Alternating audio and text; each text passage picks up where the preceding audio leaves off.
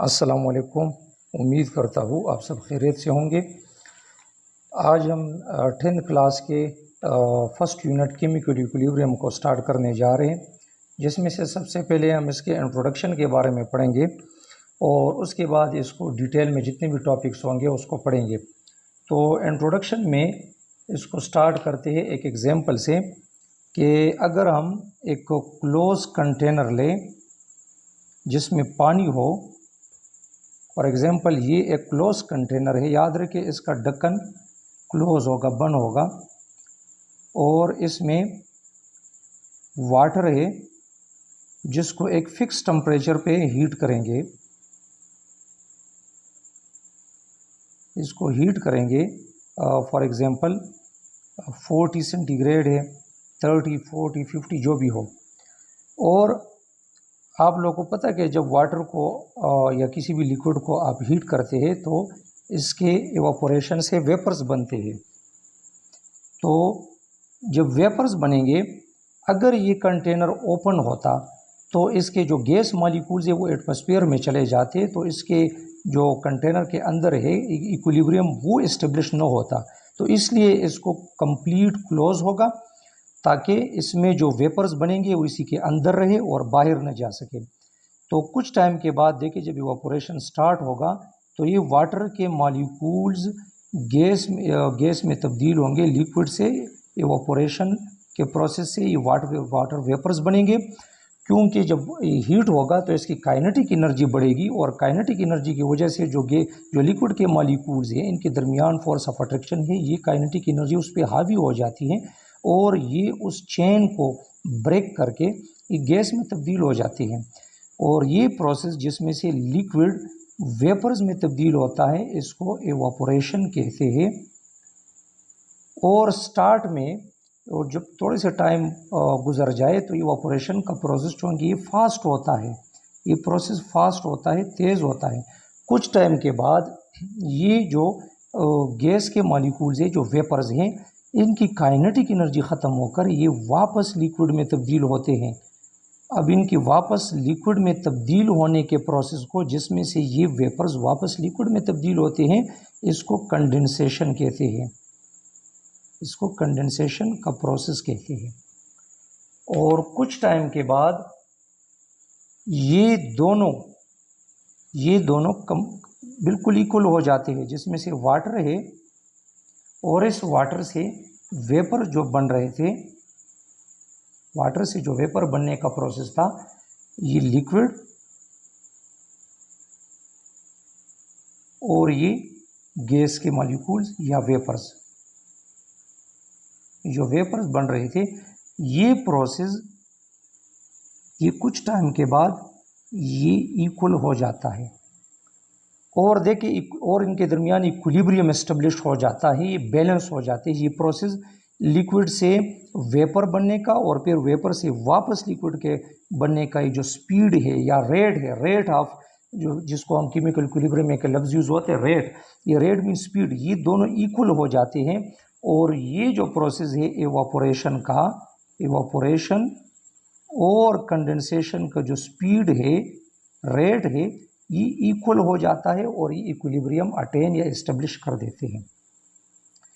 तो chemical equilibrium में असल में होता है कि द रेट ऑफ ये जो रिएक्टेंट्स है इससे बनते प्रोडक्ट्स,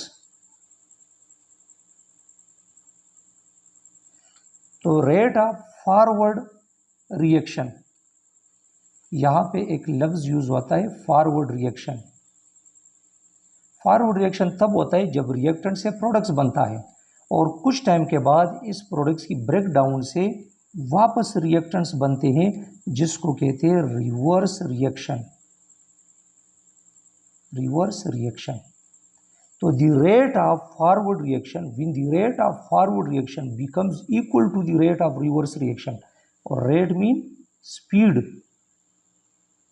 स्पीड को कहते हैं रेट ऑफ स्पीड, कि जब रिएक्टेंट्स का और प्रोडक्ट्स का ये स्पीड रिएक्शन का स्पीड या रेट इक्वल हो जाए तो फिर ये केमिकल इक्विलिब्रियम कहलाता है। फॉरवर्ड रिएक्शन इसलिए ये आगे की सिमत में है, रिएक्टेंट से प्रोडक्ट्स बन रहे हैं, ये रिएक्टेंट से प्रोडक्ट्स बनने की तरफ ये फॉरवर्ड रिएक्शन होता है। और जब कुछ टाइम के बाद प्रोडक्ट्स के ब्रेक डाउन से वापस रिएक्टेंट्स बनते हैं तो ये रिवर्स रिएक्शन होता है। जब ये दोनों इनका रेट या स्पीड का इक्वल हो जाए तो इसको फिर केमिकल इक्विलिब्रियम कहते हैं, और यहाँ पर इन दोनों की रिएक्टेंट और प्रोडक्ट की अमाउंट भी इक्वल हो जाती है। यहाँ पे हमने कुछ जो टर्म यूज़ किए, रिएक्टेंट्स, प्रोडक्ट्स और ये केमिकल रिएक्शन, तो इसको भी थोड़ा सा एक्सप्लेन करते हैं कि फॉर एग्जांपल केमिकल रिएक्शन क्या चीज़ है। फॉर एग्जांपल आप एक एप्पल को काट दें, एक एप्पल को जब आप काट दें और ओपन एयर में इसको रख दें, एयर में, तो कुछ टाइम के बाद इस एप्पल का कलर ब्राउन हो जाता है। एप्पल को काटने के बाद अगर आप इसको ओपन एयर में रखें तो इसका कलर आप लोगों ने नोट किया होगा कि ये येलो सा, ब्राउन सा हो जाता है या येलो सा हो जाता है। अब ये क्यों होता है और इसमें क्या क्या चीज़ें इन्वॉल्व है। एप्पल में आयरन होता है और हवा में ऑक्सीजन।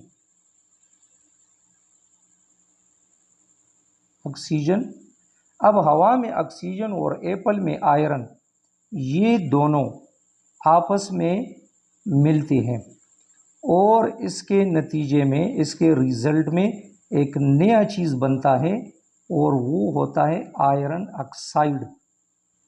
जब एप्पल में मौजूद आयरन के साथ ये हवा में मौजूद ऑक्सीजन मिल लेता है, कंबाइन हो जाता है, तो इसके रिजल्ट में आयरन ऑक्साइड बनता है। अब देखिए यही चीज़, ये केमिकल चेंज, जो केमिकल चेंज इसमें आ गया और उसको आप नज़र भी आ रहा है, आप देख भी सकते हैं कि कलर इसका चेंज हुआ है। ये चेंज, ये केमिकल चेंज, ये केमिकल रिएक्शन कहलाता है। तो ये पूरा प्रोसेस केमिकल रिएक्शन है। और इसमें देखिए ये ऑक्सीजन और आयरन, ये दोनों, ये रिएक्टेंट्स हैं, रिएक्टेंट्स और स्टार्टिंग मटेरियल है। स्टार्टिंग मटेरियल है जो आपस में मिलते हैं, कंबाइन होते हैं। तो इस केस में ऑक्सीजन और आयरन रिएक्टेंट्स है और जो नया चीज़ आयरन ऑक्साइड बना रहे ये प्रोडक्ट्स है। तो ये रिएक्टेंट्स, एप्पल में मौजूद आयरन और हवा में मौजूद ऑक्सीजन रिएक्टेंट्स, और ये आयरन ऑक्साइड का बनना प्रोडक्ट्स कहलाता है।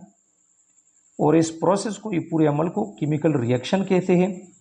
तो केमिकल इक्विलिब्रियम में होता है कि जब ये रिएक्टेंट्स प्रोडक्ट्स में तब्दील होते हैं तो ये फॉरवर्ड रिएक्शन होता है, और कुछ टाइम के बाद जब इस प्रोडक्ट्स का ब्रेक डाउन होता है और वापस रिएक्टेंट्स बनता है, तो इस वापस रिएक्टेंट्स बनने का प्रोसेस, ये रिएक्शन रिवर्स रिएक्शन कहलाता है। तो कुछ टाइम तक ये इसी तरह जारी रहता है और आफ्टर सम टाइम ये दोनों इक्वल हो जाते हैं, बराबर रफ्त, इसकी रेट, इसकी स्पीड बराबर हो जाती है, जो केमिकल इक्विलिब्रियम कहलाता है। तो ये आज का इंट्रोडक्शन था केमिकल इक्विलिब्रियम के बारे में, जिसमें हमने लिक्विड यानी वाटर लिया, जिससे इवापोरेशन में से वेपर्स बने। शुरू में ये प्रोसेस तेज़ होता है और कुछ टाइम के बाद जो ये वेपर्स बन गए थे, इनकी काइनेटिक एनर्जी ख़त्म होकर वापस लिक्विड में तब्दील होते हैं, वाटर में। तो वापसी का जो वेपर से लिक्विड बनने का अमल, इसको कंडेंसेशन कहते हैं, और लिक्विड से जो गैस या वेपर्स बनते हैं इसको इवापोरेशन कहते हैं। और कुछ टाइम के बाद ये दोनों बराबर हो जाते, इक्वल हो जाते हैं, यानी ये इक्विलिब्रियम अटेन करते हैं, ये इक्विलिब्रियम इस्टेब्लिश हो जाता है इस इवापोरेशन और कंडेंसेशन के बीच दरमियान। और इसमें से जो टेम्परेचर होगा वो आखिर तक कांस्टेंट रहेगा, फिक्स रहेगा। अगर आप इसको चेंज करते हैं बीच में से, तो ये इक्विलिब्रियम डिस्टर्ब होके इस पर फिर टाइम लगेगा सिरे से इस इक्विलिब्रियम को इस्टेब्लिश होने में। तो ये लिक्विड या वाटर वेपर्स में तब्दील होते हैं ये इवापोरेशन के प्रोसेस में, और फिर यही कुछ टाइम के बाद ये वेपर्स वापस लिक्विड में चेंज होना कंडेंसेशन कहलाता है। और कुछ टाइम के बाद ये दोनों इक्वल हो जाते हैं, इनकी रेट, इनकी स्पीड बराबर हो जाती है। जितनी स्पीड से वेपर्स बनते हैं उतनी ही स्पीड से फिर ये वापस कंडेंसेशन के प्रोसेस से वापस लिक्विड बनते हैं इस वेपर से। और याद रखिए कि केमिकल इक्विलिब्रियम के रिएक्शन को इस तरह डबल एरो से, जो डबल हाफ हेडेड एरो है, उससे रिप्रेजेंट किया जाता है। तो आज के लिए इतना ही। अपना बहुत ख्याल रखिए। अल्लाह हाफिज़।